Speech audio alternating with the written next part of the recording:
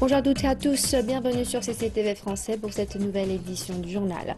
Nous commençons par la une de l'actualité, le sommet sur la coopération sino-africaine.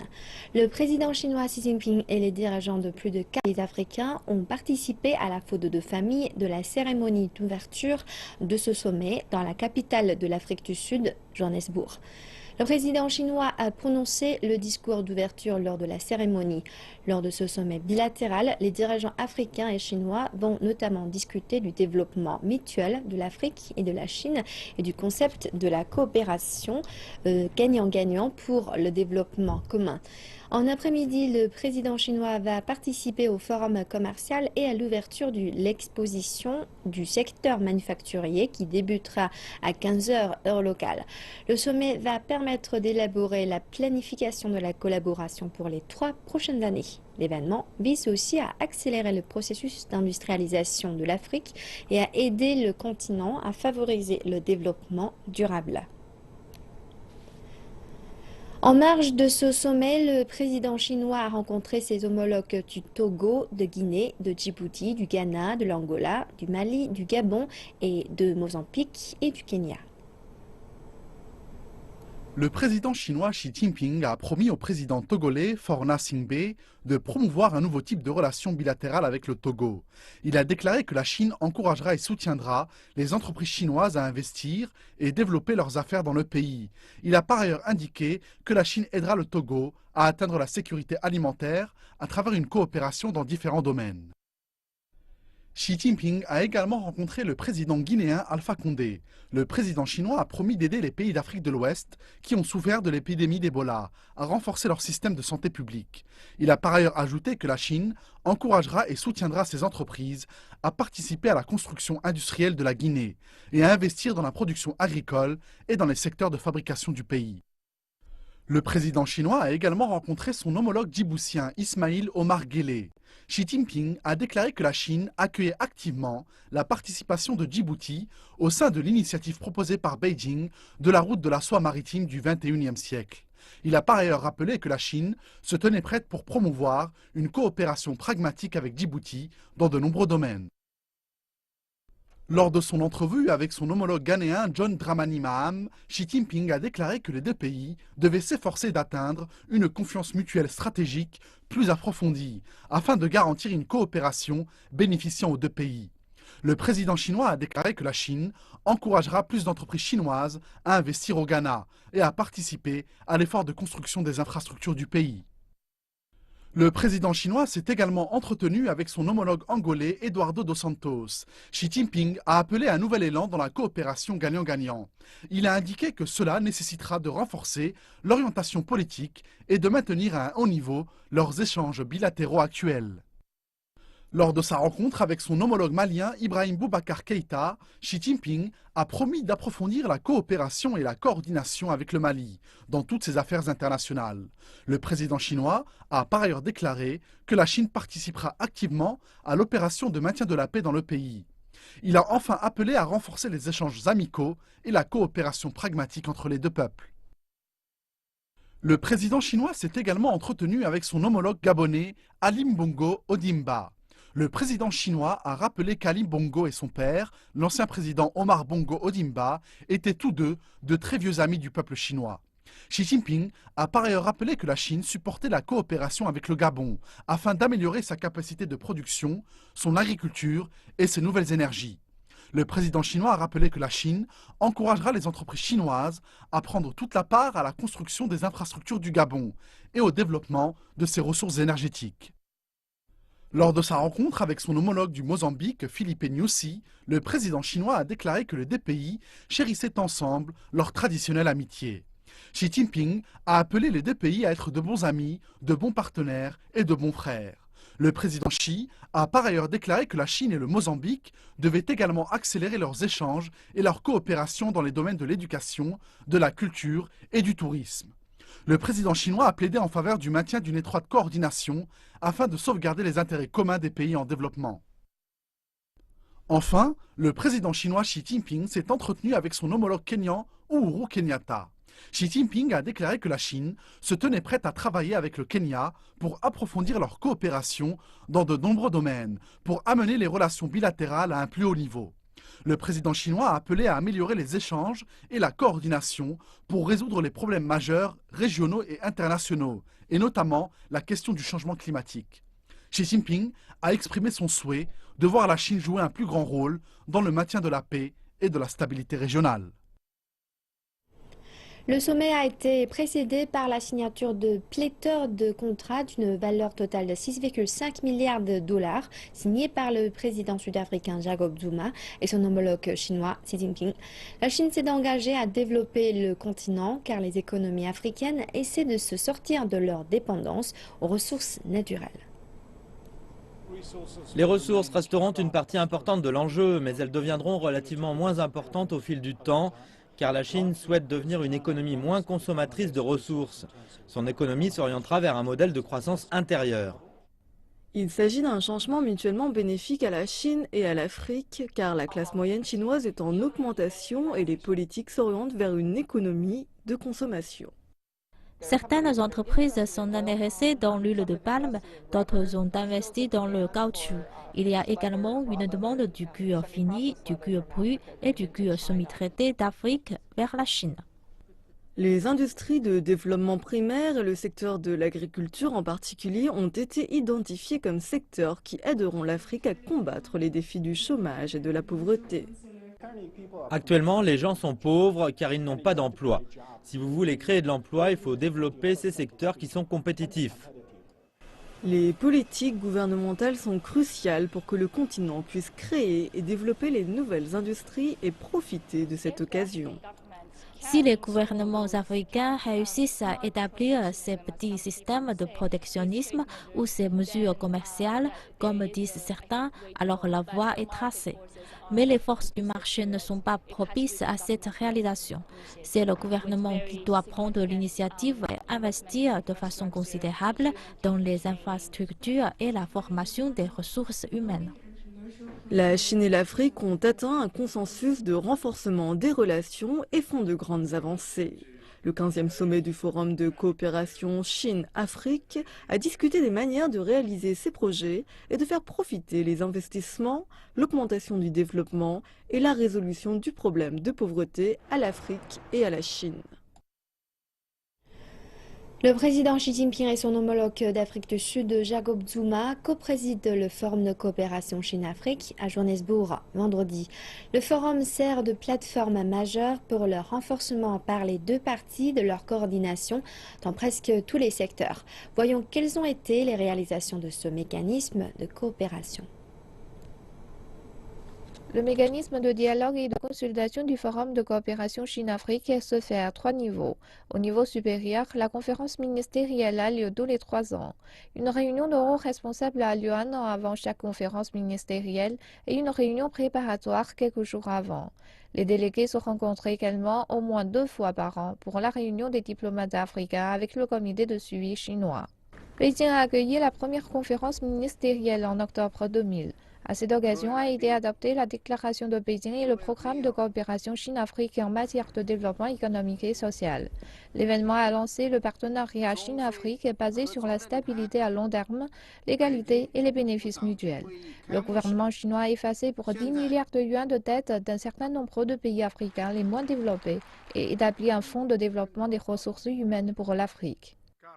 La deuxième conférence ministérielle a eu lieu à Addis Abeba en décembre 2003, qui a vu l'adoption de la déclaration d'Addis Abeba et le plan d'action qui découle.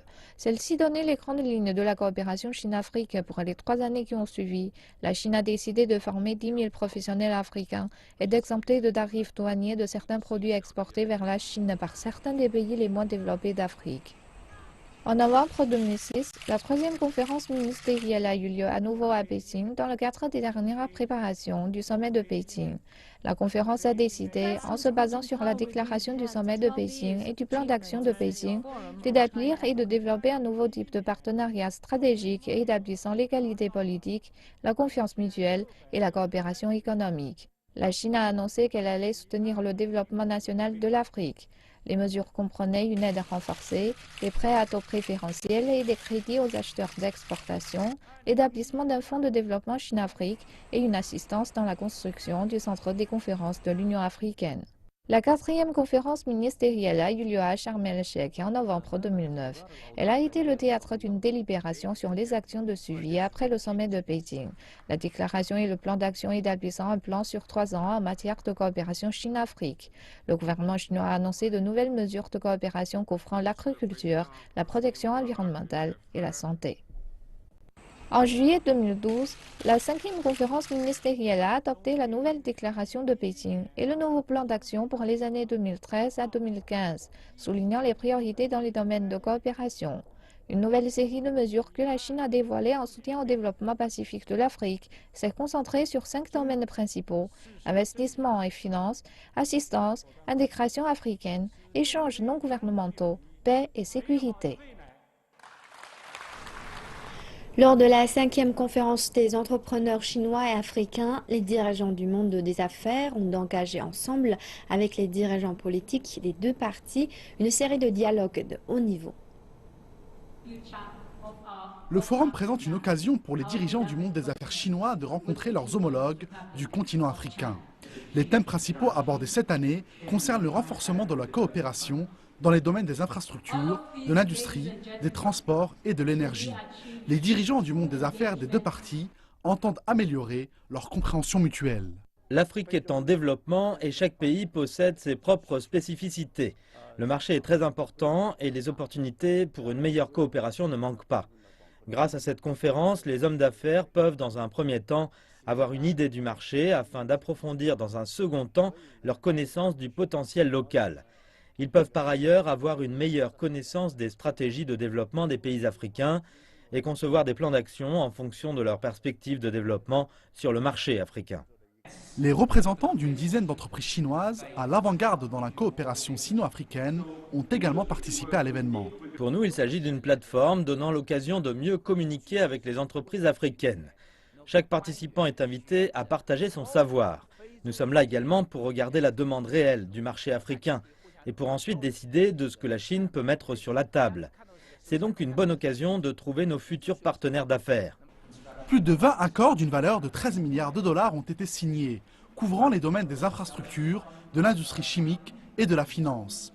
L'Afrique connaît un rapide développement économique. Les dirigeants économiques africains rappellent qu'il s'agit également d'une opportunité qui leur est donnée de mieux connaître la Chine.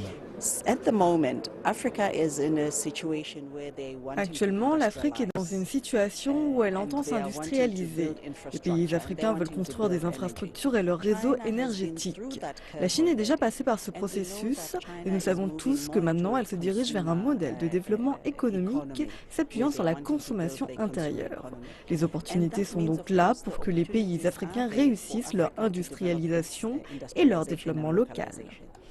Plus de 700 dirigeants du monde des affaires chinois et africains ont participé à la conférence. Ensemble, ils ont exploré les nouvelles voies communes de développement et de coopération gagnant-gagnant, afin de catapulter l'industrialisation du continent africain. Près de 55 ans après le début de leurs relations diplomatiques, la coopération entre la Chine et la République démocratique du Congo ne faiblit pas. Elle prend aujourd'hui, comme nous allons l'entendre dans un instant, des formes multiples. En fait, la coopération avec la Chine a évolué. Au début, c'était une coopération d'État à État. Je me rappelle quand je suis parti pour négocier, c'était pour la construction de ce palais du peuple, pour la construction du stade, mais là c'était des dons d'État à État. Tandis que maintenant, cette coopération évolue parce que vous avez des entreprises chinoises, vous avez même des privés chinois qui viennent vers vous. Vous avez les banques chinoises qui interviennent dans le financement des projets. Vous avez les entreprises chinoises qui participent aux appels d'offres dans beaucoup de pays africains et qui gagnent. J'ai eu la chance moi-même de donner à une entreprise chinoise parce que j'étais ministre des Travaux publics. Il y a eu l'entreprise qui a participé à la construction d'une route dans la province orientale. Donc vous avez vraiment une coopération multiforme et maintenant vous avez même des individus qui viennent en Chine. Lorsque vous êtes ici à la Cité, vous trouvez des Chinois qui ont leur boutique, qui développent des tas de choses et qui apprennent aux Congolais cette manière de vivre en autarcie, c'est-à-dire de pouvoir compter sur soi-même. Nous poursuivons avec l'actualité chinoise. Une nouvelle série de discussions sur le traité bilatéral d'investissement entre la Chine et l'Union européenne s'est tenue à Bruxelles du 30 novembre au 4 décembre. Il s'agit du 8e tour de négociation sur ce traité. Les deux parties ont progressé sur un grand éventail de questions. La Chine et l'UE se sont mises d'accord pour mettre au point un texte conjoint d'ici la fin de l'année et débuter des discussions en janvier prochain. Le traité bilatéral d'investissement Chine-UE a été lancé en novembre 2013 dans le but d'encourager l'accès réciproque au marché entre les deux parties. Selon des données de la Commission européenne, les 28 pays membres de l'Union européenne sont la plus grande source d'importation de la Chine et vice-versa. Mais les chiffres de l'investissement paraissent très faibles en comparaison, la Chine ne comptant que pour à peine 2 ou 3% du total des investissements européens à l'étranger. Si le traité est achevé, il pourrait permettre d'abaisser les barrières d'investissement, fournir un cadre d'investissement prévisible et améliorer la confiance des investisseurs. Le marché chinois de la bière est saturé. Carlsberg, 4e producteur mondial et propriétaire de la brasserie Chongqing, a récemment annoncé d'ici 2018 le licenciement de 2000 de ses employés dans le monde et la fermeture de plusieurs usines dans l'est de la Chine. Le marché de la bière a vu l'an dernier sa production diminuer en Chine pour la première fois depuis une décennie. Et ce déclin s'est confirmé cette année. Tsingtao a par exemple enregistré un recul de 5,5% de son chiffre d'affaires au cours des 3 premiers mois de l'année. Même chose pour le groupe Yanjing, dont le recul est de 6,5%. Les principaux producteurs de bière cherchent à consolider leurs marges bénéficiaires en rachetant des petites sociétés. Le secteur de la bière a connu 80 fusions et acquisitions depuis 2001 en Chine, le nombre d'acteurs passant d'1 millier à 20. La consommation de bière dépend énormément de la restauration qui a besoin d'une gestion très localisée. Il n'est pas facile pour les producteurs de se développer à l'étranger ou dans d'autres régions. Ils doivent trouver de bons managers et distributeurs. L'un des principaux composants de la bière est le malt, que la Chine importe d'Europe. Le malt ne se conserve que 3 mois, et l'an dernier, son prix a augmenté de 40%. Plusieurs producteurs ont recours à des composants alternatifs qui vont dénaturer le goût de la bière. Et les jeunes consommateurs se tournent vers d'autres boissons alcoolisées, telles que les cocktails prémixés. La jeune génération de consommateurs ne se satisfait plus de la bière pression. Elle a ses marques et goûts préférés. Je peux dire qu'environ 75% de la bière produite en Chine est désormais plus légère au niveau du goût, car les producteurs... De nombreux producteurs font désormais des produits à peine au-dessus des normes. Ils n'utilisent pas 100% de malt, mais aussi du riz et du maïs pour réduire les coûts. Selon l'association chinoise des boissons alcoolisées, les 5 principaux producteurs de Chine, Snow, Tsingtao, AB, Yanjing et Carlsberg, totalisent 80% du marché. Mais la tendance aux fusions et acquisitions ne serait désormais plus soutenable en raison de la saturation du marché. Un Chinois consomme en moyenne 34 litres de bière chaque année, soit un peu plus que la moyenne mondiale, 33 litres. La consommation totale de bière a atteint un pic. L'avenir est à la stabilisation de ce pic et à la prévention de chutes substantielles. Au final, ce que les producteurs doivent faire est d'améliorer leurs produits pour offrir une meilleure expérience aux consommateurs. C'est la clé du succès. L'an dernier, la Chine a vendu 50 milliards de litres de bière, soit 26% du total mondial.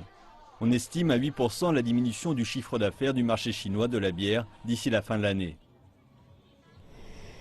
Le pouvoir d'achat croissant des touristes chinois fait sensation au Japon. Le terme Pakkukai, qui désigne les achats massifs réalisés par les touristes chinois, est arrivé en tête d'une étude réalisée sur les grandes tendances de l'année au sein de la société nippone. L'augmentation des revenus des touristes chinois, entre autres paramètres, a joué en faveur de ce phénomène économique marquant. La croissance du revenu disponible des Chinois a fait du pays le plus grand fournisseur de touristes au monde. C'est pourquoi le gouvernement japonais a instauré en janvier dernier des mesures facilitant l'obtention des visas pour les ressortissants du pays. Les données officielles montrent qu'entre janvier et octobre, le nombre de touristes chinois voyageant au Japon a doublé par rapport à la même période de l'année dernière. Nombre d'entre eux sont repartis avec des sacs remplis d'articles ménagers, notamment des cuiseurs à riz et des sièges de toilettes. Est-ce que vous connaissez les achats explosifs? Il s'agit d'une nouvelle expression qui a fait son apparition au Japon pour décrire le grand nombre de touristes chinois qui viennent faire des achats au pays du soleil levant. Ce phénomène interpelle les manufacturiers chinois qui se demandent comment faire pour gagner ou regagner la confiance des consommateurs en Chine. Les explications dans notre reportage. La demande chinoise pour les produits internationaux est forte partout dans le monde. Ce phénomène s'explique par la croissance de la classe moyenne en Chine. Ce segment de la population a plus que triplé lors des 10 dernières années, pendant que les riches continuent d'être plus en plus nombreux. Mais ces Chinois ne s'intéressent pas aux marques chinoises. Le secteur manufacturier chinois n'est pas encore assez solide. En gros, nos entreprises ne possèdent pas leur propre technologie. La capacité d'innovation est faible, alors elles ne savent pas comment concevoir les composantes les plus importantes de leurs produits. Et le marquage et le service ne sont pas à la hauteur. Il y a maintenant 2 fois plus d'individus possédant un patrimoine net important en Chine par rapport à il y a 5 ans. On s'attend à ce que leur fortune collective augmente de 15% cette année pour atteindre 20 000 milliards de dollars américains. Cette croissance du revenu disponible a fait de la Chine le plus grand pourvoyeur de touristes internationaux dans le monde. Bien que le Japon soit la 3e destination la plus populaire pour les touristes chinois, derrière la Corée du Sud et Taïwan, ce n'est pas le seul pays profitant de la richesse croissance de la Chine. Mais la question est, pourquoi ne s'intéressent-ils pas aux produits chinois? Les Chinois préfèrent les montres suisses. Ils pensent que ce sont de vraies montres et que plus c'est cher, meilleur est le produit. Mais ce n'est plus le cas maintenant. La Chine fait de très bonnes montres, bien assemblées, et leur design peut rivaliser avec les plus grandes marques du monde. Les Chinois sont les touristes qui dépensent le plus au Royaume-Uni derrière les Américains selon Visa. Barclays estime que les touristes chinois au Royaume-Uni vont dépenser 1 milliard de livres sterling d'ici 2017. Mais le niveau de la technologie dans la fabrication, particulièrement des produits de consommation, ne se maintient pas au niveau de la croissance de la richesse. C'est pourquoi le pays a mis sur pied la campagne Fabriquer en Chine 2025 pour rétablir la confiance des consommateurs. Les analystes disent que l'évolution de la technologie et des compétences de la main-d'œuvre vont rapidement augmenter grâce aux mesures gouvernementales. Mais la faible expertise des entreprises locales en termes de mise en marché et de marquage pèse toujours sur les ventes des marques chinoises. Plusieurs experts espèrent toujours une plus grande ouverture de son marché de la consommation pour favoriser la concurrence de l'étranger. Cela pousserait les entreprises chinoises à prendre des décisions plus rapides, plus précises et à respecter des normes plus élevées pour leurs produits. Voilà, c'est la fin de cette édition du journal. Merci de nous avoir suivis. Je vous souhaite une excellente suite de programmes sur CCTV français.